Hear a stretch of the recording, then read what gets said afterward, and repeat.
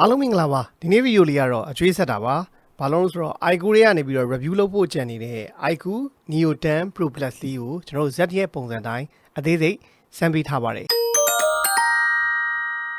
Neo 10 Pro Plus နဲ့စမ်းထားတဲ့ footage အကုန်လုံးကကျွန်တော်တို့နောက်မှာထည့်ပေးထားပါတယ် segment က3ခုပေါ့ဗျာ daily drive တွေစမ်းထားတယ် camera တွေစမ်းထားတယ် gain တွေစမ်းထားတယ်ဆိုပြီးတော့အပိုင်း3ခုရှိပါတယ်အဲ့မှာခင်ဗျားတို့အသေးစိတ်ကြော်ကြည့်လို့ရအောင် time stamp တွေထည့်ပေးထားပါတယ်ပထမဆုံးဒီရှေ့ပိုင်းမှာတော့ကျွန်တော်တို့စမ်းခဲ့ရင်အတွေ့အကြုံ daily drive 3မှာလိုအပ်ချက်တွေအနည်းငယ်ကိုဒီမှာအတူချုပ်ပြောပေးသွားမယ် big quality ကိုတော်တော်များများကကြတော့ဒါ K80 series နဲ့ရှင်ပြီးတော့ metal frame တွေဘာညာမသုံးထားတဲ့အတွက်သဘောမကျသလိုဒီကောင်တွေက IP rating မပါဘူးပေါ့ဗျာ Neo 10 series တစ်ခုလုံး10 Pro Plus မှာလည်းထုံးနည်း၎င်းပဲဒါပေမဲ့ဗျာဒီဖုန်းကိုကျွန်တော်ကြည့်လိုက်တဲ့သူ့ရဲ့ prism pixel လို့ခေါ်တဲ့အပြာရောင်လေးကတော့အလုပ်ထားတဲ့နောက်ကတက်ချာဒီဇိုင်းကတော်တော်လှတယ်ဘေးကလည်းကျွန်တော်တို့ဟို metal frame မဟုတ်ဘူးဆိုပေမဲ့ aluminum composite ပုံစံမျိုးတော့လုပ်ပေးထားပါတယ်သူနဲ့ဈေးနဲ့မတိမ်မယိမ်းရှိကြတဲ့ K series တွေကတော့ big quality ဘိုင်းမှာတော့ပိုပြီးတော့ premium look ရတယ်လို့ထင်အောင်လုပ်ပေးထားတယ်ဒါကလည်း iQOO series တွေဒီကျွန်တော်တို့လူငယ်တွေအတွက်ရည်ရွယ်ပြီး gamer တွေ game ဆော့ဖို့အတွက် bright to performance ကောင်းအောင်ထုတ်ထားတာကြောင့်လည်းဖြစ်ပါတယ်အခုနောက်ထပ်မဲ့ Neo 11 series မှာတော့ middle frame တွေရေစိမ်ခံနိုင်တာနောက် military grade resistant ရအောင်လုပ်ပေးထားတာတွေကတော့ big quality ဘိုင်းမှာ Neo 11 series မှာပြောင်းလဲသွားပြီပေါ့ဗျာ Neo 10 series တစ်ခုလုံးဒီကတော့ကျွန်တော်တို့လူငယ်ကြိုက် game ဆော့ဖို့ performance ဦးစားပေးတဲ့ပုံစံမျိုးကိုသွားထားတာဖြစ်တဲ့အတွက်ကတော့big quality ဘိုင်းကိုတော့အရင်ကြီးတော့မမျှော်လင့်ပါနဲ့ဒီနေရာမှာခင်ဗျားတို့ပြောတဲ့ K80 တို့ K80 Ultra တို့ K80 Pro တို့ကပိုပြီးတော့IP rating တွေပါသလိုပိုမိုက်နိုင်တဲ့အနေအထားမှာရှိပါလိမ့်မယ်။ပါဝင်တဲ့ AMOLED display က 2K resolution support ပေးသလို refresh rate 144Hz ကို 1 to 144Hz ချိန်ညှိပေးနိုင်တဲ့ 80 LTPO နည်းပညာသုံးပေးထားတာဟာလုံးဝမိုက်တယ်။ color အရောင်သေးတွေ saturation တွေ brightness တွေကလည်းကျွန်တော်စမ်းကြည့်သလောက်တော်တော် display ဘိုင်းနဲ့ပတ်သက်ပြီးစိတ်ကျေနပ်မှုအပြည့်ရစေတယ်။ speaker နှလုံးကတော့ dual speaker ပါတာမှန်တယ်ဒါပေမဲ့ဗျာခင်ဗျားတို့ K80 Ultra နဲ့ရှင်မဲ့ဟိဆိုရင်တော့အဲ့ဒီလောက် Neo 10 Pro Plus ရဲ့ speaker ကောင်းမှာမဟုတ်ဘူးသူကအပေါ်ဘက်မှာပါတဲ့ speaker ကြတော့ ear speaker ပေါ့နော်ဖုန်းပြောတဲ့ speaker ကနေပဲအတန်ထွက်ပြီးတော့ dual speaker အလုပ်လုပ်တာmultimedia ပုံမှန်ခံစားတဲ့သူတွေအတွက်ကတော့လုံလောက်တဲ့ခံစားမှုကိုပြေးနိုင်တဲ့ display speaker ပါပေမဲ့ K80 Ultra နဲ့ရှင်တဲ့ဟိဆိုရင်တော့ကျွန်တော်တို့ speaker က K80 Ultra ကိုမိမှာမဟုတ်ပါဘူးဒါပေမဲ့သူ့နဲ့သူကတော့ Neo 10 Pro Plus ကသူ့ဈေးထဲမှာ multimedia ခံစားဖို့အတွက်အဆင်ပြေတဲ့ဖုန်းတစ်လုံးဖြစ်ပါတယ် Neo 10 Pro Plus ရဲ့စွမ်းဆောင်ရည်ပိုင်းအတွက်တက်ဆင်ပေးထားတဲ့ Snapdragon 8 Elite ကကျွန်တော်တို့ daily drive အသုံးပြုတဲ့နေရာမှာတော်တော်အားခံပြီးတော့အပူတက်တာကိုတွေးရပါတယ်ဒါကကျွန်တော်တို့ game ဆော့တဲ့အကြောင်းကိုပြောနေတာမဟုတ်ပါဘူးဖုန်းလုံးသုံးတဲ့သူတွေအတွက် daily drive ကိုသူ့ရဲ့ silicon carbon battery 6800 mAh ဆန်းတဲ့နေရာမှာ12နာရီဇက်တိုက်ထိကောင်းကောင်းကျွန်တော်တို့စမ်းထားပြီး footage အသေးစိတ်ကိုနောက်မှာထည့်ပေးထားတယ် time stamp လည်းပါတာဖြစ်တဲ့အတွက်ကြော်ကြည့်မယ်ဟိဆိုရင်လည်းကြော်ကြည့်လို့ရတယ်ပေါ့နော်အတိုးချုံနေနေရတော့ဗျာကျွန်တော်တို့က stream service တွေကိုပထမ6နာရီစမ်းတဲ့အချိန်မှာ28ရာခိုင်နှုန်းပဲကုန်တယ်အဲ့ဒီနေရာမှာကျွန်တော်တို့ကဗီဒီယိုထည့်ကြည့်တဲ့သူပေါ့ဗျာ 4K rendering D8 Elite ကို Neo 10 Pro Plus ပေါ်မှာလုပ်ရင် 4% ပဲ battery ကုန်ပါတယ် 4K ဗီဒီယိုကိုဒါဒီကောင်မှာကျွန်တော်ကြည့်ရင်အနည်းဆုံးနာရီ20ကောင်းကောင်းကြည့်လို့ရတယ်လို့လုံးဝ 8 Elite Gen 5ဒီ 4K ကို rendering လုပ်နေရတဲ့အတွက်ပူတာ battery ပိုကျိတ်တာဆိုတာလုံးဝမတွေးခဲ့ရတာဟာကျွန်တော်တို့ daily drive ဗီဒီယိုကြည့်မဲ့သူတွေအတွက်တိတ်ပြီးတော့သဘောကျစရာကောင်းတဲ့အချက်ဖြစ်ပါတယ်ပုံမှန် social media သုံးဖို့အတွက်ကတော့ 7% 8% ဝန်းကျင်ပဲ battery စားတာဟာလည်းတကယ်ကိုမိုက်တဲ့အနေအထားတစ်ခုပေါ့ဗျာကျွန်တော်တို့ Facebook ပုံမှန်ဟိဆိုရင်အနည်းဆုံးခင်ဗျားဒီပုံမှာ8နာရီဝန်းကျင်လောက်ကတော့တတလေးအေးစစ်စစ်အသုံးပြုနိုင်တဲ့အနေအထားရှိလို့ပါနောက်ထပ်ကျွန်တော်တို့ပုံမှန် daily drive ဆန်းတဲ့နေရာမှာအပူဆုံး battery စားဆုံးက video call ပေါ့ဗျာခင်ဗျားတို့ Zoom meeting တွေထိုင်တာမျိုး Messenger video call တွေသုံးတာမျိုး Telegram video call ဆိုရင်တော့ battery စားလိမ့်မယ်တနာရီကိုဒီကောင်က14ရာခိုင်နှုန်းဝန်းကျင်လောက်စားပါတယ်မျက်နှာပြင်အပူချိန်ကတော့ 42.3 ဝန်းကျင်ဆိုတော့နှွေးတဲ့ဘက်ကိုတော့သွားတယ်အပူဆုံးလို့ပြောလို့ရတာလေ Messenger video call မှာပဲအဲ့လောက်တက်တာကျွန်တော်တို့ပုံမှန် 4K record လုပ်တဲ့နေရာဆိုရင်တော့ဒီကောင်ဒီ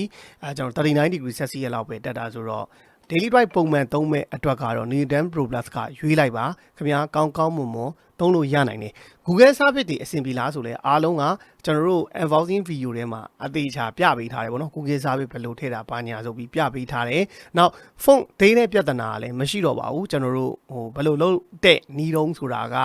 video တင်ထားတယ်နော် short video သာရှာကြည့်လိုက်တော့အဲ့တော့ China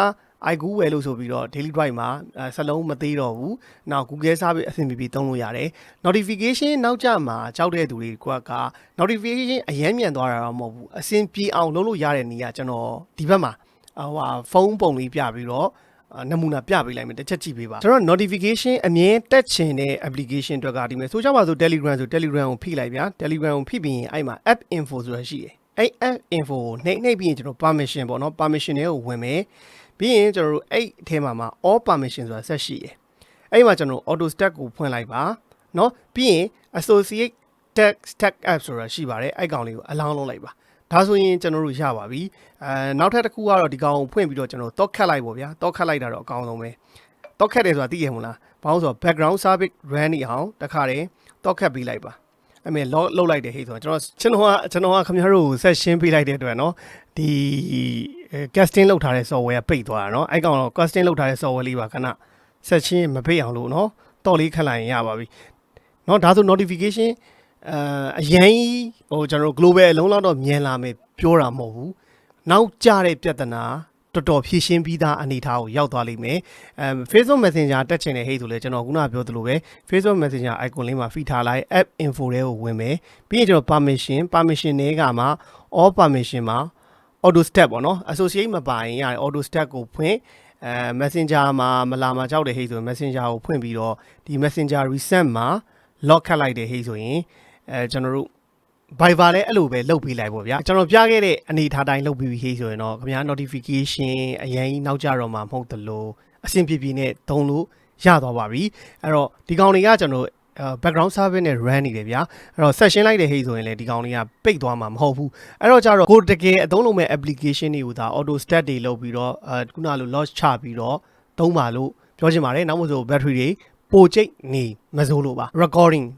ကလည်းဆို China တို့နဲ့လာတာဖြစ်တော့ call ကိုအတန်ဖမ်းနေပါသည်လို့မအော်ဘဲနဲ့ဒီကောင်မှာသုံးလို့ရနိုင်ပါတယ်အာသင်ဖို့ပါဝင်တဲ့120 watt charging ကလည်းဒီ 6800 mAh silicon carbon battery ကိုမြင်အားသွင်းဝင်တာကိုတွေ့ရတယ်နောက်မှလည်းသေးဆန်းပေးထားတယ် 4% အကျန်းနေအားသွင်းတာတောင်39မိနစ်ကြော်လေးနဲ့ 100% ပြည့်အောင်သွင်းလို့ရပါတယ်အဲ့တော့ကျွန်တော်တို့စမ်းထားတဲ့ daily drive footage เนาะအားသွင်းတာပါညာအသေးမြင်အောင်လိုက်ပြီးတော့ကြည့်ပေးပါအောင်ဗျ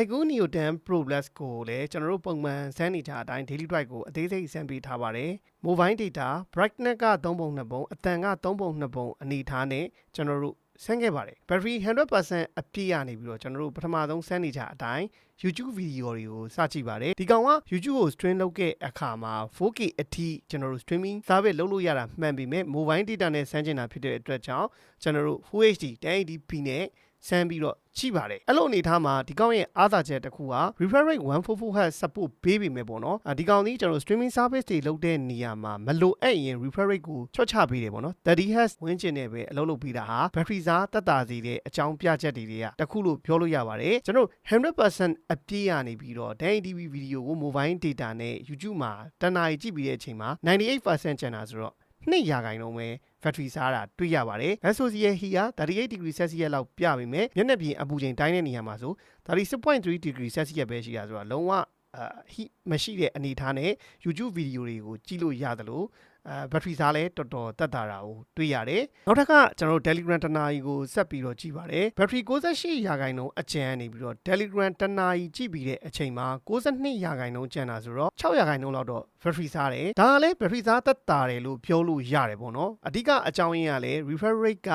60Hz 30Hz အလုပ်လုပ်ပြီးမှကျွန်တော်လုံးဝ screen ကိုမထိတဲ့အချိန်ဆိုရင် 30Hz နဲ့ပဲကျွန်တော်ဗီဒီယိုပြပေးတာဖြစ်တဲ့အတွက် battery စားတက်တာပါ refresh rate နဲ့ပတ်သက်ပြီးတော့ကျွန်တော်အများကြီးမပြောတော့ဂရုတစိုက်လေးတော့ကြည့်ပေးဖို့တောင်းဆိုခြင်းနဲ့ဘာလို့ဒီကောင်က battery ကြာခံတဲ့အကြောင်းရင်းကမလိုအပ်တဲ့နေရာတွေမှာဆိုရင် refresh rate က 30Hz ပဲသုံးရမယ့်နေရာမှာဆို 30Hz တိချော့ပြီးတော့ streaming service တွေကိုပြပေးတာကြောင့်ဒီလို battery စားတက်တာပါ SOC SOC ရဲ့ heat က39 degree Celsius ပဲတက်ခဲ့တယ်လို့မျက်နှာပြင်အပူချိန်တိုင်းတဲ့နေရာမှာလေ37 degree Celsius ပဲတက်တာဖြစ်တဲ့အတွက်ကတော့လုံးဝ streaming service တွေမှာအပူတက်တာတယ်လို့ပြောလို့ရပါတယ် TikTok တနာရီကိုဆက်ကြည့်ပါတယ် TikTok ကို62ရာခိုင်နှုန်းအကျန်နေတနာရီကြည့်ပြီးတဲ့အချိန်မှာ84ရာခိုင်နှုန်းကျန်တာဆိုတော့ TikTok မှာတော့8ရာခိုင်နှုန်းလောက် battery စားတာကိုတွေ့ရတယ် refresh rate ကတော့60Hz 30Hz ဆိုပြီးလိုသလိုချိန်ကြည့်ပြီးတော့ကျွန်တော်တို့အလုပ်လုပ်ပေးတာတွေ့ရတယ် SOC heat ကတော့အများဆုံး39 degree Celsius လောက်ပြပေမဲ့မျက်နှာပြင်အပူချိန်ကိုတိုင်းတဲ့နေရာမှာ38.5 degree Celsius ပဲရှိတာလေအပူမရှိတဲ့အနေအထားလို့ပြောလို့ရပါတယ်နောက်ထပ်ကတော့ဖုန်းထဲကိုဗီဒီယိုထည့်ကြည့်တာသဘောကျတဲ့သူတွေအတွက်ကျွန်တော်တို့ Full HD เนาะ HEVC ဗီဒီယိုတွေကိုထည့်ပြီးတော့စမ်းပါတယ်ဒီနေရာမှာလည်းတော်တော်မိုက်တယ်လို့ပြောလို့ရတယ်သူက refresh rate display မှာ 20Hz 30Hz ဆိုပြီးတော့အလုပ်လုပ်ပေးတယ်ပေါ့နော်အဲ့တော့ battery စားတက်တာတယ် battery 84ရာခိုင်နှုန်းအကျန်နေပြီးတော့ကျွန်တော်2နာရီဇက်တိုက်ကြည့်လိုက်တာ86ရာခိုင်နှုန်းကျန်နေဆိုတော့ 8% ပဲ battery စားတယ် average ပြပြအားဖြင့်တော့ဖုန်းထဲမှာဗီဒီယိုထည့်ကြည့်ဖို့အတွက်4ရာခိုင်နှုန်းပဲ battery စားတာဟာတော်တော်တက်တာတယ်လို့ SOC ရဲ့ heat က35 degree Celsius ပဲတက်တယ်မျက်နှာပြင်အပူချိန်ကိုတိုင်းတဲ့နေရာမှာဆိုရင်လေ35.1 degree Celsius ဆိုတော့ streaming service တွေကြည့်ဖို့ဖုန်းထဲကိုဗီဒီယိုထည့်ကြည့်ဖို့အတွက်အပူတက်တာပါတယ်နောက်တစ်ခါ 4K video rendering ဆက်ပြီးတော့စမ်းပါတယ် Snapdragon 8 Elite ကတော့တည့်ရဲ့အတိုင်း 4K ကို AACC run နိုင်တယ်ဒီတိုင်းပဲကြည့်မလားစိတ်ကြိုက်ကြော်ကြည့်မလား smooth ဖြစ်ဖြစ်နဲ့ 4K rendering ကိုလုပ်နိုင်တယ်လို့ဒီနေရာမှာလဲ battery စားတဲ့နှုန်းက HD video စားသလောက်ပဲစားတာကိုတွေ့ရတယ်86ရာခိုင်နှုန်းအကျန်နေပြီးတော့ 4K video ကိုတနာရီကြည့်ပြီးတဲ့အချိန်မှာ82ရာခိုင်နှုန်းကျန်တာဆိုတော့4ရာခိုင်နှုန်းပဲစားတာပါ battery သားတက်တာတယ်လို့အပူကလည်းတော်တော်တက်တာပါတယ် SOC heat 36 degree Celsius ပဲတက်ခဲ့တယ် 4K video rendering လုပ်နေတာတောင်မှမျက်နှာပြင်အပူချိန်ဒီ 34.4 degree Celsius ပဲတက်တာဆိုတော့လုံးဝကိုအပူမရှိတဲ့အနေထား 4K rendering ကိုကောင်းကောင်းလုပ်နိုင်တဲ့ Snapdragon ရဲ့ flagship SOC လို့ပြောလို့ရပါတယ်ဒီလို6နာရီဇက်တိုက် streaming service တွေဖုန်းထဲမှာဗီဒီယိုထည့်ကြည့်တာတွေလုပ်တာတော့ battery က28ရာခိုင်နှုန်းပဲစားတာတော်တော်သဘောကျစရာကောင်းတယ်ပေါ့ပုံမှန်တိုင်းပဲပေါ့ဗျာကျွန်တော်စမ်းတာနောက်ကျနေပြီဖြစ်တဲ့အတွက် battery 92ရာခိုင်နှုန်းအကျန်နေကျွန်တော် mobile data ဘာညာပိတ်ပြီးတော့ဒီကောင်ကိုထားခဲ့လိုက်တယ်နောက်နေ့မနက်9နာရီ15ဝန်းကျင်လောက်ကျတော့ကျွန်တော်ဖုန်းကိုယူပြီးတော့စစ်လိုက်တဲ့အချိန်မှာ battery က80ရာခိုင်နှုန်းကျန်နေပေါ့အဲ့တော့ battery ကပုံမှန်တိုင်းဒီတိုင်းပြစ်ထားမယ်ဟေ့ဆိုရင်တော့ 2% ဝန်းကျင်လောက် auto drain နေတာကိုတွေ့ရတယ်နောက်ထပ်ကတော့ကျွန်တော်တို့လူသုံးအများဆုံး social media ဖြစ်တဲ့ Facebook ကိုကျွန်တော်တို့စမ်းပါတယ် battery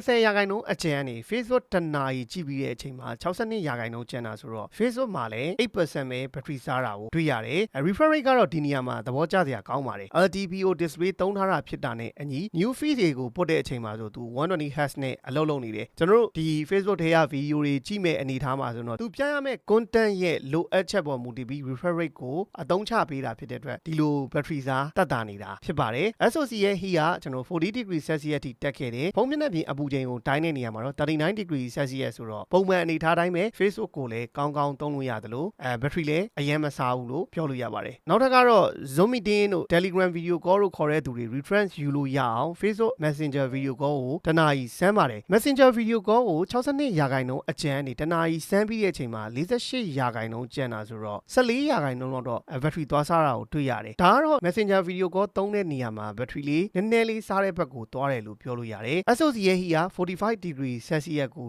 တက်ခဲ့တယ်မျက်နှာပြင်အပူချိန်ကိုတိုင်းတဲ့နေရာမှာလည်း42.3 degree Celsius ဆိုတော့ Messenger video call ပြောရင်တော့ဖုန်းကစပြီးတော့နှွေးတဲ့ဘက်ကိုသွားမယ်လို့လည်းပြောချင်ပါတယ်ဒါကတော့ဘယ်ဖုန်းမှာပဲဆန်းဆန်း Messenger video call တွေသုံးတဲ့အခါမှာတော့နှွေးတဲ့ဘက်ကိုသွားပါတယ်ထွေထူးတော့ဒါအဖြစ်ပြောစရာမရှိဘူးပေါ့နော်ပုံမှန်တိုင်းပဲကျွန်တော်တို့ YouTube video ကိုဆက်ဆန်းပါတယ်ဘာလို့လဲဆိုတော့ YouTube က 100% battery အပြည့်ရနေပြီးတော့စမ်းနေဟိဆိုရင် battery စားအရင်တက်တာတက်ပါတယ်ဒီဖုန်းမှာဆိုလည်းသိတာပါလိမ့်မယ်ကျွန်တော်တို့ 100% အပြည့်ကနေ YouTube ကိုကြည့်တော့က 2% ပဲစားတာပေါ့အခုလို battery 50အောက်ရောက်သွားပြီဆိုတဲ့အနေအထားတစ်ခုမှာ YouTube ကိုကြည့်ရင်ဘယ်လောက် battery စားတော့သိအောင်ထပ်ဆန်းပါတယ်အဲ့လိုဆန်းတဲ့နေရာမှာ battery 48ရာခိုင်နှုန်းအကျန်နေပြီးတော့ YouTube တနာရီကြည့်ပြီးတဲ့အချိန်မှာ41ရာခိုင်နှုန်းကျန်တာဆိုတော့ 7% ဝန်းကျင် YouTube ကိုစားတာဒီနေရာမှာတွေ့ရတယ် SOC ရဲ့ heat က40 degree Celsius ပဲတက်ခဲ့တယ်လို့မျက်နှာပြင်အပူချိန်ကလည်းဒါဒီ 8.9 degree Celsius ထိပဲတက်တာကိုတွေ့ခဲ့ရပါတယ်နောက်ထပ်ကျွန်တော်တို့ TikTok 2နာရီဇက်တိုက်ကိုထပ်ပြီးတော့ကြည့်တာပါဘာလို့ဆိုတော့ battery က41ရာခိုင်နှုန်းကျန်သေးတာဆိုတော့41ရာခိုင်နှုန်းအကျန်နေ TikTok 2နာရီဇက်တိုက်ကြည့်ပြီးတဲ့အချိန်မှာ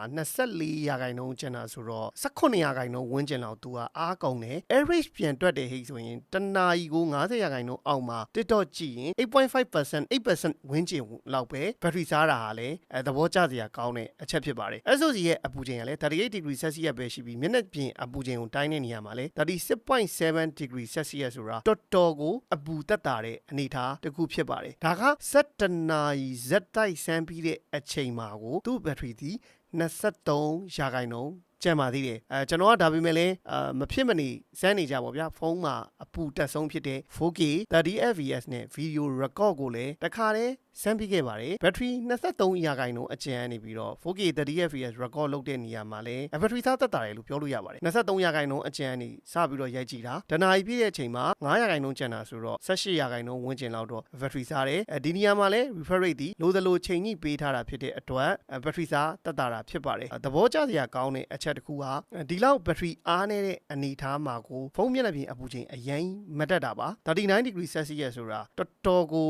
အဆင်ပြေပြီးတော့4K record လုပ်ဖို့အတွက်အပူထိန်းနိုင်တဲ့ဖုန်းတစ်လုံးဖြစ်ပါတယ်ပါဝင်တဲ့6800 mAh battery ဟာကျွန်တော်တို့ daily drive တွေ social media တွေကိုတက်ဆက်တဲ့အမုန်းသုံးဖို့အတွက်က Messenger video call မှာပဲ 14% လောက် battery စားတာတွေ့ရပြီးကျန်တဲ့ဖုန်းလေးကို video ထည့်ကြည့်မယ်ဆို 4% လောက်ပဲစားတယ်ကျွန်တော်တို့ Facebook တွေ Telegram တွေ TikTok တွေဆိုရင် 8% 7% ဝန်းကျင်ပဲဆိုတော့သူ6800 mAh ကတကယ်ကို daily drive social media တွေသုံးဖို့အတွက်ကတော့ battery တော်တော်ခံတဲ့ဖုန်းတစ်လုံးဖြစ်ပါတယ် Neo 10 Pro Plus ရဲ့6800 mAh silicon carbon battery ကို4ရာခိုင်နှုန်းအကျန်ရနေပြီးတော့သူ့မှာပါဝင်တဲ့120W channel super fast အနေထားတိုင်းကျွန်တော်တို့အားသွင်းပါတယ်နော်ကျွန်တော်တို့ကပူရာမပူရာမဟုတ်ဘူးအမြန်ဆုံးသွင်းချင်တာဖြစ်တဲ့အတွက်ပါဒီကောင်ရဲ့အားသွင်းတော့ကလည်းကျေနပ်စရာကောင်းပါတယ်7မိနစ်သွင်းပြီးတဲ့အချိန်မှာ29ရာခိုင်နှုန်းအားဝင်တယ်မိနစ်20သွင်းပြီးတဲ့အချိန်မှာ58ရာခိုင်နှုန်းနာရီခွက်သွင်းပြီးတဲ့အချိန်မှာ80ရာခိုင်နှုန်းဝင်ပြီးတော့ဒီကောင်ရဲ့ 100% အပြည့်သွင်းဖို့အတွက်ကတော့39မိနစ်နဲ့16စက္ကန့်ဝန်းကျင်ပဲကြာတာဟာသဘောကျစရာကောင်းတဲ့အချက်ဖြစ်ပါတယ်6800 mAh ကို120Wနဲ့သွင်းတဲ့နေရာမှာတော်တော်မြန်တယ်လို့ပြောလို့ရပါတယ်မြင်တွေ့ခဲ့တဲ့အတိုင်းပါပဲ Neo 10 Pro Plus ရဲ့ daily drive အသုံးပြုတဲ့နေရာမှာသူပါဝင်တဲ့ battery တွေSOC တွေဟာအရင်အပူမတက်တယ်လို့ကောင်းမွန်အသုံးချနိုင်တာကိုတွေ့ရပါလိမ့်မယ်ကျွန်တော်ပြေဆုံးလုံလောက်အောင်လဲ notification ကိစ္စတို့နောက်ပြီးရင် call recording ကိစ္စ Google service တွေအကြောင်းလဲရှေ့မှာပြောပြီးဆိုတော့ဒါပြေဆုံးလုံလောက်ပြီလို့ထင်ပါတယ်ကင်မရာဘိုင်းကိုကျွန်တော်လှည့်လိုက်ချက်တယ်ပေါ့နော်ကင်မရာဘိုင်းမှာကတော့ဒီကောင်ကကျွန်တော်တို့တနည်းအားဖြင့်ပြောရင် Neo 10နဲ့ကင်မရာဆက်တဲ့ပုံစံမျိုးဆင်တယ်ဗျာdual camera ဆက်တဲ့15 megapixel main camera ပါတယ်8 megapixel ultra wide lens ရဲ့16 megapixel selfie camera ပါတယ်ကင်မရာအများကြီးမမျော်လင့်နဲ့ဒါပေမဲ့ရိုက်တဲ့ပုံထွက်တွေမှာကျေနပ်စရာကောင်းတဲ့ result တွေကိုရတာတော့တွေ့ရတယ် portrait ပုံတွေကလည်းတကယ်လှတာတွေ့ပါလိမ့်မယ်နောက်မှာအဲ့တော့ဒီဟာကိုအရင်ကြည့်ပြီးတော့မှကျွန်တော်ကြံတာဆက်ပြောပြမယ်နောက်တစ်ခုကျွန်တော်တို့ထည့်ပြောဖို့လိုတာကင်မရာ service တွေပေါ့နော်ကင်မရာ service တွေမှာကျွန်တော်တို့ကဓာတ်ပုံရိုက်တဲ့အနေအထားတစ်ခုမှာဆိုရင်ကျွန်တော် unboxing တော့လည်းပြခဲ့တယ်ထင်ပါတယ်ဒီကောင်ကကျွန်တော်တို့ရိုက်မဲ့ color တွေမှာ vivid နဲ့ရိုက်မှာလား texture နဲ့ရိုက်မှာလား natural နဲ့ရိုက်မှာလားရွေးလို့ရတယ်ကိုကအယောင် color ဆိုတောက်ရိုက်ချင်တဲ့ဟိတ်ဆို vivid မှာထားနော်ကျွန်တော် detail တွေပို့ပြီးတော့ကြွလေးရိုက်ချင် texture မှာ3ပြီးရင် natural ကတော့ပြင်ပနဲ့နီးစပ်တဲ့အယောင်မှာရိုက်ရင်အဆင်ပြေတယ်ကောင်းတာကဒီကောင်တွေက portrait မှုမှာဟဲ့ဆိုရင် style တွေပေါ့နော် style တွေဆိုတော့ဒီမှာကျွန်တော်ပြပေးမယ်သူ style တွေမှာဗျာmain ကလေးတွေရိုက်တာပဲဖြစ်ဖြစ်ဒီ style တွေ effect တွေထည့်ပြီးရိုက်လို့ရတော့ကြတော့ portrait တွေကတော့ share ပဲခင်ဗျားဘာကိုဘာ sensor သုံးထားတယ်မသုံးထားတယ်ပဲပြောအဆင်ပြေ portrait တွေကိုရိုက်လို့ရတယ်ဒါကကျွန်တော်ကဖုန်းနဲ့ကင်ပြမှအဆင်ပြေမှာမို့လို့ဒီမှာတခါတည်းပြန်ပြပေးလိုက်တာပါ iQOO ရဲ့ထုံးစံတိုင်းပေါ့ဗျာကျွန်တော်တို့ portrait မှုရိုက်မယ်ဟိဆိုရင်တော့ Vivo နဲ့အမျိုးတော်တာဖြစ်တဲ့အတွက်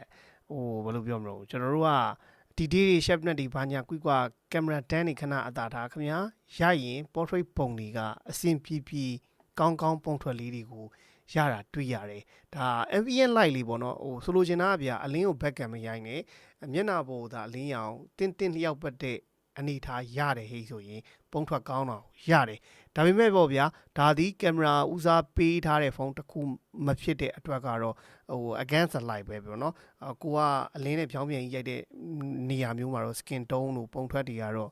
ဒီတေးမရသလိုနည်းနည်း water consistency မရှိမလားမပါတော့ဖြစ်တတ်တယ် main ကလေးနဲ့ရိုက်မယ်ဒါမှမဟုတ် selfie camera တွေသုံးမယ်ဟိဆိုရင်လည်းเนาะကျွန်တော်တို့ make up လိမ့်ပေးတာလှအောင်ပြင်ပေးတဲ့ feature အားလုံးဒီ Vivo ကလို့အားလုံးပါပြီးသား landscape တွေရတဲ့ပုံထွက်ကတော့ saturated ကောင်း dynamic rate ကောင်းတော့ရတယ်ဒါပေမဲ့တစ်ခါလေကြောက်လဲဗျာover saturated ဖြစ်တော့ပုံတွေကအရင် AI generative ဖြစ်တဲ့ပုံဖက်မျိုးကိုတော့သွားတယ်ပေါ့နော်အဲ့ပုံစံကိုပေါက်တယ်ကိုယ့်ရဲ့ product တွေရိုက်မယ်ဘာညာဆိုရင်လည်းဒီကောင်ကလုံးဝ color saturated ဖြစ်တာနဲ့သွားပါတယ်ဖုန်းရဲ့ camera feature ထဲမှာကျွန်တော်တို့က vivid နဲ့ရိုက်မလား touch နဲ့ရိုက်မလား natural နဲ့ရိုက်မလားပြင်လို့တော့ရပါတယ်အရင် saturated မဖြစ်ချင်ဘူးဆိုရင်တော့ natural နဲ့ရိုက်ပေါ့နော်ကျွန်တော်ကတော့ခင်ဗျားတို့ရိုက်တဲ့ပုံတွေကို vivid အနေထားတိုင်းရိုက်ပြီးတော့ဒီမှာစမ်းပေးထားတာ night shot တွေမှာလည်းရှိသင့်ရှိထိုက်တဲ့အလင်းရောင်ရှိခဲ့ဟိဆိုရင်ကျွန်တော်တို့ noise တွေအရင်ပြုတ်သိမ်းထားနေတဲ့အနေထားမျိုးကိုမတွေ့ရဘူးအဆင်ပြေတဲ့ night shot ပုံစံကိုရတယ်လုံးဝအလင်းရောင်မရှိတဲ့အနေထားဆိုရင်တော့ noise ထားမှာတော့ထုံးစံပဲ ultra wide lens ကလည်းဘာပြောမစိုးပါဘူးပေါ့နော်အလုတ်ဖြစ်တဲ့ပုံထွက်ကိုရနိုင်တယ်ဆိုလိုချင်တာကတော့ဗျာကင်မရာအရန်သားပေးတဲ့ဖုန်းအနေနဲ့တော့မရှင်နဲ့ bright to performance ဦးစားပေးတဲ့ဖုန်းတစ်လုံးအနေနဲ့ဆိုရင်သူ့ရဲ့ရလာနိုင်တဲ့ကင်မရာရုပ်ထွက်တွေကလက်ခံလို့ရနိုင်တဲ့အနေအထားတစ်ခုမှရှိပါတယ်ကင်မရာပုံထွက်တွေကိုမြင်ခဲ့ပြီဆိုတော့ကိုယ့်အတွက်တင့်တော်လားမတင့်တော်လားဒီလောက်ဆိုရင်တော့ရွေးချယ်လို့ရနိုင်မယ်ထင်ပါတယ် portrait ပုံတွေကတော့တကယ်ရိုက်လို့အဆင်ပြေသလို landscape တွေမှာလည်းအဆင်ပြေပါတယ်တခုရှိတာကကင်မရာအသားပေးပြီးထုတ်ထားတဲ့ဖုန်းတွေလောက်တော့ကျွန်တော်တို့အရင် detail တွေ sharpness တွေရမှာမဟုတ်တာပဲရှိတယ်ကျွန်တော်တို့ gain ဆော့မယ်ပုံရိုက်မယ်ဟိဆိုရင်အဆင်ပြေတဲ့ဖုန်းတစ်လုံးအနေနဲ့တော့သုံးလို့ရနိုင်တယ်ပါဝင်တဲ့ကင်မရာနဲ့ဗီဒီယိုရိုက်မယ်ဟိဆိုရင်တော့ low light ပေါ့နော် low light အနေထားဆိုရင်တော့သူက noise တွေရှိပါတယ်stay နဲ့အဲ့လိုအလင်းရောင်ကောင်းကောင်းမှရရင်အဆင်ပြေပြေရိုက်လို့ရတဲ့ကင်မရာတစ်ခုတော့တက်ဆင်ပေးထားတယ်လို့ပြောလို့ရပါတယ်နောက်ထပ်ကကျွန်တော်တို့စွမ်းဆောင်ရည်ပိုင်းကိုသွားကြအောင်ပေါ့နော်ရှေ့မှာမြင်တွေ့ခဲ့တာတော့ daily drive တွေကိုသုံးတဲ့နေရာမှာ 8L ဟာ battery ခံပြီးတော့အပူတက်တာတယ်ဆိုတာကိုတွေ့ရမယ်ဒါပေမဲ့ gaming ဘိုင်းမှာတကယ် graphic မြင့် performance ကောင်းဆော့ချင်ရင်တော့ဒီကောင်ဒီအပူရှိတဲ့ဖုန်းတစ်ခုဖြစ်တဲ့ segment တစ်ခုချင်းစီလိုက်ကျွန်တော်စမ်းထားတဲ့ game တွေမှာပြပေးထားတယ်ဒါပေမဲ့ဒီ iQOO series က performance ဘိုင်းအတွက်ဘာကြောင့်ရွေးချယ်ကြတာတုံးဆိုတော့ဗျာကျွန်တော်ဆိုကြပါစို့ Genshin Impact ဒီသူ့ရဲ့ gaming setting ထဲမှာတော့ပါတာက60 fps ပဲပါတာဒါပေမဲ့ဒီကောင်ပေါ်မှာဆော့တဲ့အနေထားတစ်ခုမှာဆိုရင် तू ကဒီ graphic setting ဆိုရင်ultra resolution ပေါ့နော် resolution ကို ultra high ပုံစံမျိုးပြင်ပေးလို့ရတယ်လို့နောက်image setting တွေဘာညာကွိကွာကိုစိတ်ကြိုက်ချိန်လို့ရတယ်ဆော့နေတဲ့ချိန်မှာဆိုလဲ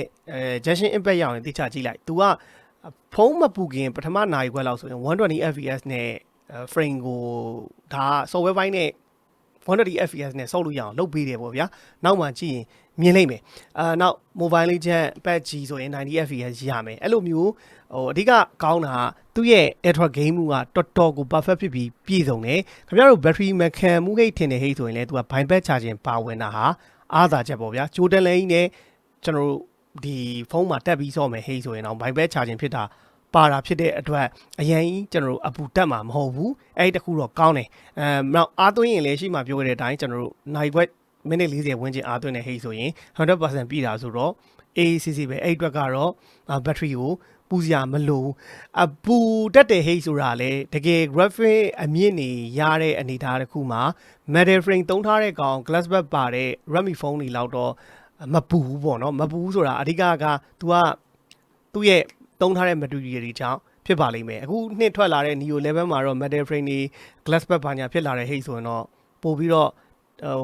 cooling area site ကြီးပေမဲ့ပုံရင်လဲပူလာနိုင်တယ်အဲ့ဒါကကျွန်တော် Neo 11 ဆန်းတော့မှာပဲသိမှာပါကျွန်တော်တို့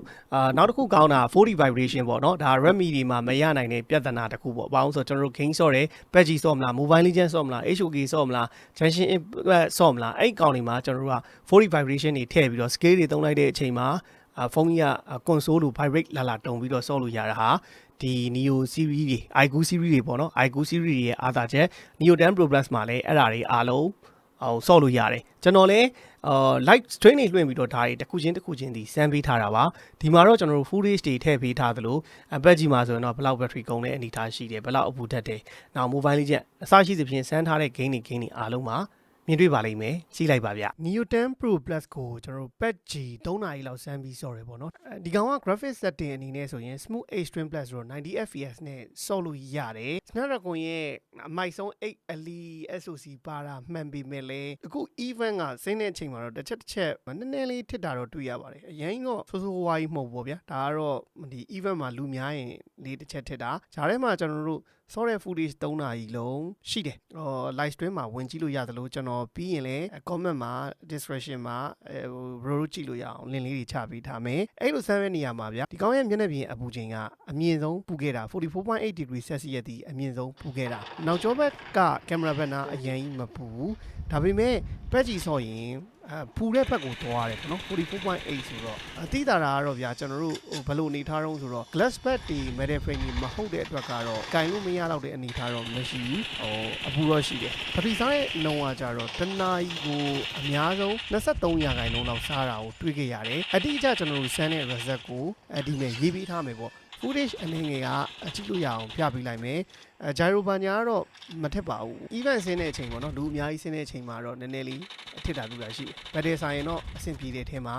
ပါပါတယ်ဒါပေမဲ့ကျွန်တော်တို့ကပို့ပြီးတော့ကောင်းကောင်းလေးစော့ခြင်းနဲ့ဟေ့ကျွန်တော် cooling fan လေးနဲ့စော့ပေါ့အဲ့ဒါဆိုရင်တော့အပူမိုက်ပါလိမ့်မယ် mobile လေးချင်းကတော့ကျွန်တော်တို့4နာရီခွဲလောက်စမ်းခဲ့တယ် footage live stream မှာရှိတယ်လို့ဒီကောင်မှာတော့ AC ပဲအရင်လဲ graphic intensive မဖြစ်ဘူးလေ mobile လေးချင်းက120 fps နဲ့စော့လို့ရတယ် battery လည်းအရင်မစားပါဘူး18ရာခိုင်နှုန်းလောက်ပဲစားတာကိုတွေ့ရတယ်။ညနေပြင်အပူချိန်အနေနဲ့ဆိုရင် 42.3 degree Celsius ဆိုတာကအများဆုံးပဲတွေ့ခဲ့ရအဲ့တော့ mobile လေးချင်းကို120 fps နဲ့ကြမ်းကြမ်းလေးစော့ချင်တဲ့ဟိဆိုရင်တော့ Neo 10 Pro Plus ကတကယ်မိုက်တဲ့ထဲမှာပါတယ်တကယ်လို့ကိုက Neo 10 Pro Plus Sky နေတယ် mobile လေးချင်းမှာ120 fps မပွင့်ဘူးဟိဆိုရင် game side bar ကိုဆွဲလိုက်ပေါ့ဗျာအဲ့ဒီမှာကျွန်တော် monster မှုတွေ touch sampling rate တွေ refresh rate တွေအမြင့်ဆုံးထားပြီးတော့စော့လိုက်ပါအဲ့ဒါဆိုရင်120 fps နဲ့ရပါမယ် battery စားတဲ့နှုန်းကလည်းအများဆုံး19ရာခိုင်နှုန်းလောက်ပဲစားတာကိုတွေ့ရတယ်ကျွန်တော်တို့100ရာခိုင်နှုန်းအပြည့်ရနေပြီးတော့4နာရီခွဲဇက်တိုက်ဆန်းပြီးတဲ့အချိန်မှာ battery က20ရာခိုင်နှုန်းလောက်ကျန်နေပေါ့နော်အဲ့တော့ကြတော့ခင်ဗျားတို့ဒီပေါ်မှာတကယ်တမ်းစော့မယ်ဟိဆိုရင်မရဘူးဟိဆို mobile လေးချန်ကို9နာရီဝန်းကျင်လောက်တော့ကောင်းကောင်းစော့လို့ရနိုင်တဲ့အနေအထားမှာရှိပါတယ်အသေးစိတ်အပူတက်တဲ့နှုန်းတွေ battery ဘယ်လောက်စားတာတွေကတော့ဒီမှာပြပေးလိုက်ပါမယ် footage ကလည်းအနည်းငယ်ထည့်ပေးထားပါတယ်နောက် mobile game တစ်ခုဖြစ်တဲ့ HOK ပေါ့ဗျာ HOK ကလည်းဒီပေါ်မှာ120 fps နဲ့စော့လို့ရပါတယ်တော်တော်လေးအဆင်ပြေတာတွေ့ရသလိုမျက်နှာပြင်အပူချိန်လည်းအရင်ကြီးတော့မတက်ဘူးဒီကောင်က graphic setting တွေဆိုရင် ultra နဲ့ရသလို fps ဆိုရင် max ပေါ့နော်အဲ့တော့120 fps နဲ့အလုပ်လုပ်ပြီးတော့ကျွန်တော်တနာရီစမ်းကြည့်ရဲ့အနေထားမှာမျက်နှာပြင်အပူချိန်43 degree Celsius လောက်ပဲတက်တာဆိုတော့43ဆိုရင်တော့နွေးတဲ့ဘက်ပူတဲ့ဘက်ကိုတော့သွားခြင်းနဲ့ဒါပေမဲ့အဆင်ပြေတယ် mobile လေးချင်းတက်တော့ဒီကောင်ကနည်းနည်းလေးအဲ့မှာအပူလေးတော့ပို့ပြီးတော့တက်တယ် battery စားတဲ့နှုန်းကျွန်တော်စမ်းတဲ့တနာရီမှာ18ရာခိုင်နှုန်းပဲစားခဲ့တယ်အဆင်ပြေပြေ smooth ဖြစ် graphic မြင့်မြင့်နဲ့ HOK ကိုစော့လို့ရပါတယ် footage လည်းဒီမှာအနည်းငယ်ထည့်ပေးထားပါမယ်နောက်ထပ်ကတော့ကျွန်တော်တို့ eFootball ပေါ့နော် eFootball ကိုကျွန်တော်တို့2နာရီဝန်းကျင်လောက်ဆန်းခဲ့ပါတယ်ရနိုင်တဲ့ graphic setting ကတော့အမြင့်ဆုံးတွေဖြစ်တဲ့ Stadium graphic high player graphic high 60 fps နဲ့ချောမွေ့မွေ့စော့လို့ရပါတယ်ဘက်ထရီစားတဲ့နှုန်းက18ရာခိုင်နှုန်းကအများဆုံးစားခဲ့တာဖြစ်ပါတယ်မျက်နှာပြင်အပူချိန် 43.4 degree Celsius ဆိုတော့ဒီကောင်ကလည်း mobile လေးချက်တက်တော့ပိုပူတယ်ပေါ့နော်ဒီဖုန်းပေါ်မှာအပူတက်တာဆုံး game ကိုပြောပါဆိုတော့ mobile လေးချက်ကတော့နည်းနည်းလေးအပူတက်တာတယ် eFootball ကတော့ 43.4 degree Celsius ထိတော့တက်ခဲ့တယ်အသေးစိတ်ကျွန်တော်တို့ battery ဘယ်လောက်ထိစားတော့ဘယ်လိုအနေထားရှိတော့ကကျွန်တော်တို့ဒီမှာစာတန်းထုတ်ပေးလိုက်ပါမယ်နောက်ထပ်ကတော့ကျွန်တော်တို့ graphic intensive ဖြစ်တဲ့ Genshin Impact ကိုစမ်းပါတယ်ဒီကောင်စမ်းတဲ့နေရာမှာလည်းပူပါတယ်အဲ့ဒါကတော့တီးတဲ့အတိုင်းပေါ့ဗျာကျွန်တော်တို့က performance အကောင်းဆုံးလိုချင်လို့ iQOO တွေရဲ့အားသာချက်က Genshin Impact မှာဆိုရင် image filter တွေစိတ်ကြိုက်ပြင်လို့ရတယ်ဗျာနောက် graphic resolution ဆိုရင်လည်း original quality မဟုတ်ဘဲနဲ့ ultra high resolution မျိုးထားလို့ရတယ်ကျွန်တော်စမ်းတာလေ ultra high resolution ပုံစံမျိုးနဲ့နောက်ပြီးရင်ကျွန်တော်တို့ကဒီ Genshin Impact ဆိုတဲ့အချိန်မှာဖုန်းကို vibrate လုပ်အောင်40 vibration ဖွင့်ပြီးတော့ဆော့တာပေါ့နော်အဲ့တော့ကျွန်တော်တို့ကအဲ့ထဲမှာချဟဲပြုတ်ဟဲဆိုရင်က40 vibration နဲ့ console တစ်ခုကိုကန်ဆော့ရတဲ့ feeling မျိုးကိုရပြီးတော့ဆော့ရတာအပူချိန်ရှိလားဆိုတော့ရှိတာပေါ့ဗျာမျက်နှာပြင်အပူချိန်က 44.5 degree Celsius လောက်တက်ခဲ့သလိုကင်မရာဘန်နာဆိုရင်လည်း 45.5 degree Celsius ထိတက်တာဆိုတော့ Genshin Impact မှာအပူတော့ပူပါတယ်ဒါပေမဲ့မကင်နိုင်လောက်တဲ့အနေအထားတစ်ခုမဟုတ်ဘူးဆော့လို့ဖြစ်တယ် battery ကတော့20ရာခိုင်နှုန်းစားတယ်အကောင်းတဲ့အချက်က Genshin Impact ကိုဆော့မယ်ဟိဆိုရင်ဒီကောင်ကကျွန်တော်တို့frame တွေအရင် drop သွားတာမရှိသလိုစားစောချင်းမှာဆိုရင်လုံးဝဖုန်းကမပူသေးတဲ့အနေအထားတစ်ခုမှာဆိုရင်120 fps frame ရအောင်ထုတ်ပြီးတော့ဆော့ပေးပြီးမြဲနိုင်ခွဲလောက်ရောက်သွားတဲ့အချိန်မှာတော့ fps က60လောက်ထိ short ပြီးတော့ short လိုက်တယ်ပေါ့နော်ဒါပေမဲ့ထစ်သွားတာလက်သွားတာမရှိသလို resolution ကောင်းကျွန်တော်ပြောတဲ့ကျွန်တော် gaming feature အစုံနဲ့ Genshin Impact ကို ဆော့လို့ရပါတယ်ဒီပေါ်မှာအနည်းဆုံးဆော့လို့မရဘူးဆိုရင်4နာရီဝန်းကျင်လောက်ကောင်းကောင်းတစ်ဆက်တည်း Neo 10 Pro Plus ပေါ်မှာ Junction Impact ကိုဆော့လို့ရနိုင်ပါတယ်နောက်ထပ်ကကျွန်တော် Car A3 ပေါ့နော် Car A3 ကလည်းတည်ရတိုင်းပူတယ်ပေါ့ဗျာဒီကောင်ဆန်းဆော့တယ်ဘာညာဆိုပေမဲ့ဒါပေမဲ့ကျွန်တော်တို့ Turbo 4 Pro တို့ K80 Ultra တို့လောက်တောင် Neo 10 Pro Plus မှာပူတာတော့မတွေ့ခဲ့ရဘူးမျက်နှာပြင်အပူချိန်ကိုတနာရီဆော့ပြီးတဲ့အချိန်မှာတိုင်းတဲ့အနေထားမှာ 44.7 degree Celsius အထိအပူတက်တာတွေ့ခဲ့ရတယ်ဘက်ကဘာတွေကလည်းအရင်မပူပါဘူး43.7 ပဲရှိတာဆိုတော့ကျွန်တော်တို့စမ်းပူးတဲ့ Redmi ဖုန်းတွေနဲ့စာရင်တော့ Car A3 မှာနည်းနည်းအပူတက်တာတယ်ဒါကလည်းဘာလို့တက်တာတုံးဆိုရင်သူ့ရဲ့ FPS က42ပေါ့နော်42 fps လောက်နဲ့ပဲအလုပ်လုပ်တာအနှိမ်ဆုံးပေါ့နည်းနည်းလေးကျွန်တော်တို့ဟိုစောနေရင်းနဲ့အပူတက်သွားတဲ့အချိန်ဆိုရင်50 fps လောက်ထိတော့ချိန်ညှိပြီးတော့ Car A3 ကိုစောလို့ရတယ်ကျွန်တော်ကဒါကဒီ Car A3 ထဲမှာ graphic setting တွေဆိုရင်အကုန်လုံးအမြင့်ဆုံးမှာထားပြီးတော့စမ်းပြီးတာ higher ထား fps ဆို no limit ဒါပေမဲ့ဒီပေါ်မှာစော့ရဟိဆိုရင်တော့42 fps ကနေ58 fps လောက်နဲ့ပဲ Car A3 ကိုအလုပ်လုပ်တာပါအဲ့ဒါကြောင့်လည်းကျွန်တော်တို့အပူတက်တာဖြစ်ပါတယ်ဘက်ထရီ55ရာခိုင်နှုန်းအကျန်းနေပြီးတော့ကျွန်တော်တို့ဟိုတနာရီဆော့ပြီးတဲ့အချိန်မှာ33ရာခိုင်နှုန်းကျန်တာဆိုတော့ Car A3 မှာ 22% စားပါတယ်အဲ့တော့ကျွန်တော်တို့ပြောရရင်ဒီထဲမှာဘက်ထရီအစားဆုံးလို့ပြောရတာ Car A3 ဒီ22ရာခိုင်နှုန်းနဲ့ကျွန်တော်တို့ဘက်ထရီအစားဆုံးလို့ပြောလို့ရတယ်အဓိကကျွန်တော်တို့စမ်းပေးတယ်ဟိဆိုတာလည်းဟိုဒီ gain တွေဆော့တဲ့အနေထားမှာ Snapdragon 8 Elite ကဆော့လို့ရနိုင်တာမှန်ပေမဲ့ဘယ်လောက်ထိအပူတွေတက်တာတော့ဘက်ထရီစားရတော့ခံမှန်းလို့ရအောင်စမ်းပေးခဲ့တာဖြစ်ပါတယ်နောက်ဆုံးကတော့ကျွန်တော်စမ်းပေးနေတဲ့အချိန်မှာ Ana Breakout သိချင်တဲ့ညီလေးတယောက်ကလာမေးလို့ download လုပ်ပြီးတော့ graphic setting ကိုပြပေးတာမှာဒီကောင်က graphic setting အားလုံးမှာ120 fps နဲ့ Neo 10 Pro Plus ပေါ်မှာဆော့လို့ရတယ်ပေါ့နော်ဒါကဆန်းဆော့ကြည့်ခဲ့တာတော့မဟုတ်ဘူးနမူနာ Ana Breakout မှာ120 fps ရတယ်ဆိုတာသိအောင်ပဲထည့်ပြောပေးတာပါဒါက Neo 10 Pro Plus ပေါ်မှာခင်ဗျားတို့ဆော့ရင်ရနိုင်မဲ့ graphic setting တွေအပူတွေဘယ်လောက်တက်တယ်ဘာညာ quick ကိုအားလုံးသိပြီလို့ထင်ပါတယ်အဲ့တော့ကိုစောမဲ့ game မှာကိုမန်းထားတာလောက်နဲ့ညီလားဆိုတာတော့ခင်ဗျားတို့ကိုယ်တိုင်ပဲဆုံးဖြတ်ပါကျွန်တော်တို့က review လုပ်တဲ့ဟိဆိုတာဒီဖုန်းတွေမှာဒီ application တွေကိုအသုံးနဲ့အနေထားတကူမှာဘယ်လောက်ထိအပူတွေတက်နိုင်တယ်ဘယ်လောက် battery တွေစားနိုင်တယ်ဘယ်လိုအနေထားရှိရဲ့ user experience ကိုအဓိကဟိုမြင်သာအောင်ပြပေးချင်တာတခုသာဖြစ်တယ်ရွေးချယ်ရမှာတော့ခင်ဗျားတို့ကိစ္စပေါ့နော်အနေကြောင့်အနေနဲ့ပြန်ပြောရရင် Neo 10 Pro Plus ကမိုက်လားတန်လားဟိဆိုရင် Snapdragon 8 Elite နဲ့လာတဲ့ဖုန်းတွေထဲမှာဆိုရင်တော့အရင်တော့ဈေးအနည်းဆုံးပေါ့နော်အခုတော့ဈေးအနည်းဆုံးမဟုတ်တော့ဒီကောင်နဲ့ K90 နဲ့မတိမ်မယိမ်းအနေထားကိုရောက်သွားပြီportrait တွေရရင်တော့ Neo 10 Pro Plus ကလှတဲ့ပုံထွက်တော့ရတယ်ခင်ဗျားတို့လည်းမြင်တွေ့လိမ့်မယ်ဒါပေမဲ့ K90 ကိုရွေးချယ်ရမလားမေးရင်လည်းကြားရင်လည်း K90 ကလည်းရွေးလို့ရတယ်ဒါပေမဲ့ဒီကောင်ဒီ K90 က LTPO display တော့ဒီကောင်လို့သုံးလို့ရမှာမဟုတ်ဘူးK90 မှာပိုကောင်းတာတော့ telephoto lens ပါလာတာလေးတခုတော့နည်းနည်းပိုကောင်းတာရှိတယ်ပေါ့ဗျာအဲ့ဒါတော့ကျွန်တော်တို့ K90 review လုပ်တော့မှာပဲအသေးသေးပြန်ဆန်းပြီးတော့ပြောပေးမယ်ဘယ်သူတွေရွေးချယ်တင်လဲဆိုတော့ကျွန်တော် Redmi တွေပြင်းနေတဲ့သူကတော့ iQOO Neo 10 Pro Plus ကရွေးချယ်မယ်ဟိဆိုရင်ရွေးလို့ရတယ်ကင်မရာပုံထွက်ကလည်းခင်ဗျားတို့ပုံမှန် selfie ရိုက်เนาะ portrait ရိုက်စတဲ့ပုံထွက်ကိုရတယ်Game ဆော့မဲ့နေရာဆို Mobile Legends ဆိုခက်ချမ်း120 fps နဲ့အလွယ်တကူဆော့လို့ရရလဲကောင်းတယ် HOK သမားကြီးဆိုလဲ share ပဲကျွန်တော်တို့ channel Junction Impact ဆော့မယ်ဆိုရင်လဲသူက120 fps နဲ့တောင် SoC ရဲ့အပူတက်တာတဲ့အချိန်မှာရအောင်